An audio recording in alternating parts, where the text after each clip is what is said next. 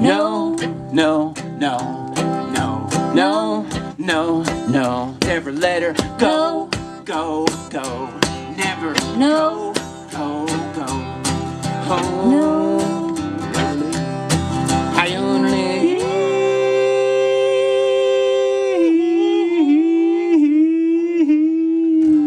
People ask me what happened to her. I said, I don't know.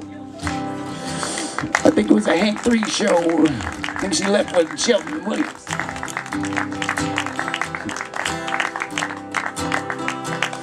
But she left me 114 hits of LSD.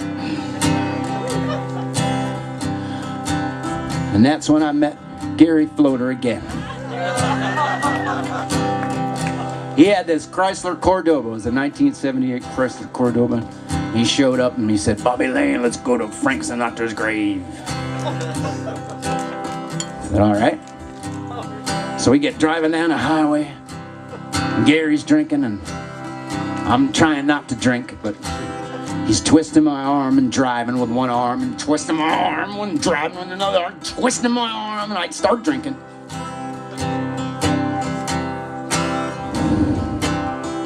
And I say, you know where Frank Sinatra's buried, Gary?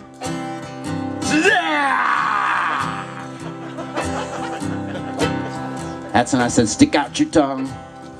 And I gave him a couple hits of Metallica acid. And this was triple strength. This was the Cliff Burton acid. And we got over the border of New Jersey. And I said, Gary, I'm thirsty for a beer. This whiskey's going down pretty good, but if I keep drinking this, man, I'm gonna be in trouble. So we pulled off to this little roadside bar, and it was 3 o'clock in the afternoon. This place was packed. We walked inside, and there was this big old cowboy just creating a ruckus, as they say up there. And the cowboy took the acid. The cowboy took the acid. The cowboy took the acid and went into space.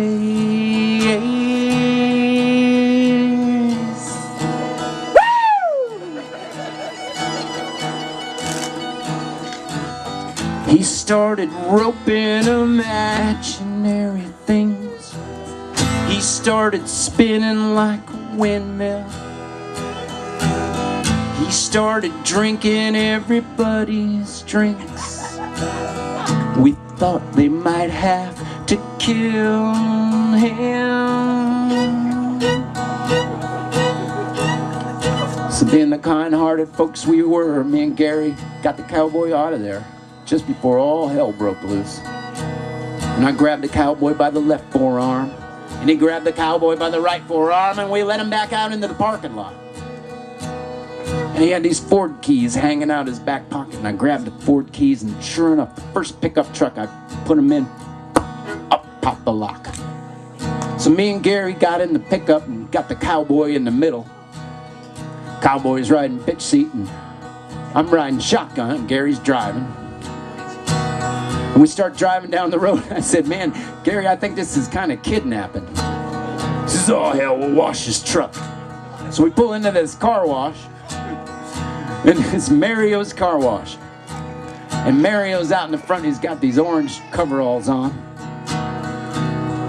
And he's like, okay, a little bit to the left, a little bit to the right. Okay, put it in neutral. So we put it in neutral, and away we went. Into the car wash. And the water's coming down. I'm thinking, this is some of the craziest shit I've ever been involved in. And Gary says, hey, you want to really freak him out? We'll shake him and we'll wake him.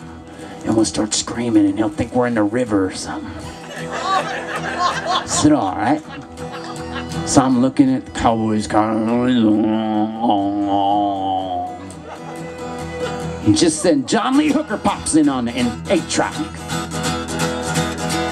And the water's coming down. I'm looking at Gary like, now, Gary? Now? He's like, no, wait a minute. Boogie chillin'.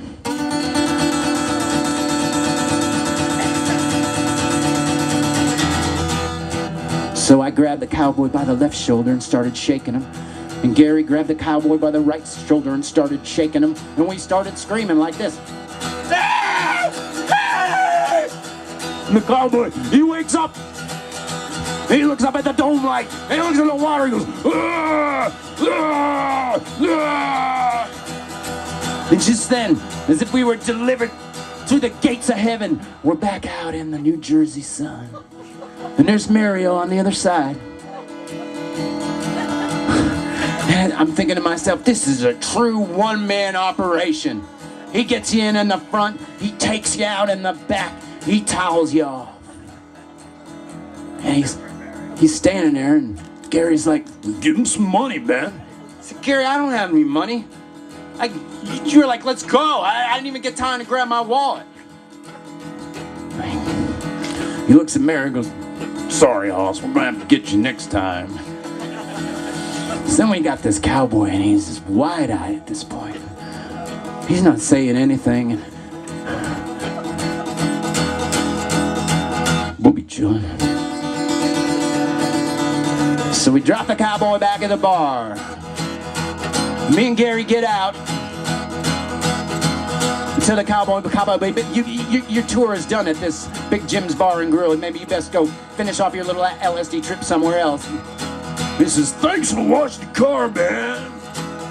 Me and Gary get back into Cordoba, and we start driving south, and we're having a great old time.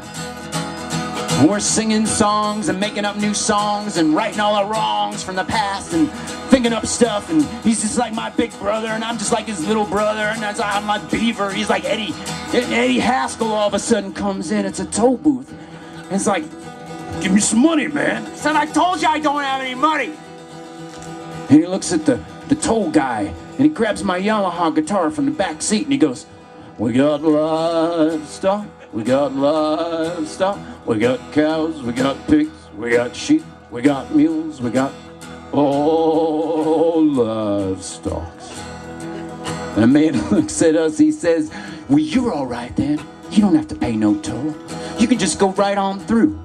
So we started picking up a little bit of speed, picking up a little bit of steam. And just then Gary, he sticks his head out the window and goes, "Well, I fooled you, I fooled you. We got drugs, we got liquor, we got drugs, we got liquor, we got all."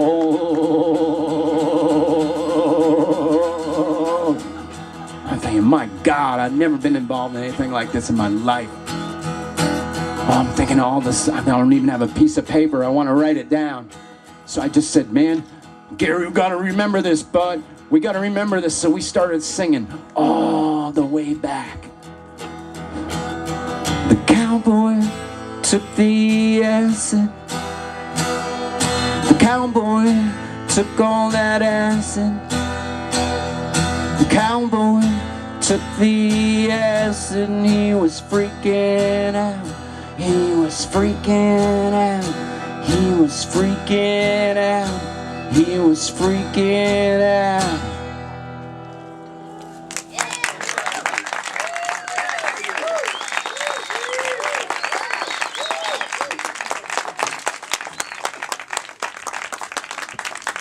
The Weed Hawks, folks.